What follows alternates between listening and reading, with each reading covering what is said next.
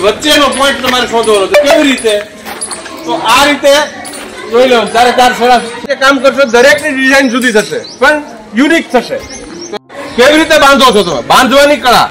અને ડાય એટલે કલર કરવાની કળા આ બંને કળાથી આપણે જે બાંધણી પહેરીએ છીએ ને એ બાંધણી તૈયાર થશે એકચ્યુઅલી તો આ બધું મેથેમેટિક્સ ની આધારિત છે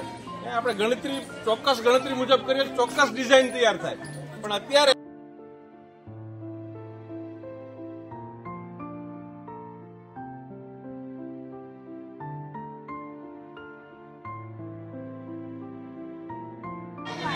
જુઓ આ લાલ મેં કલર કર્યો બરોબર હવે એને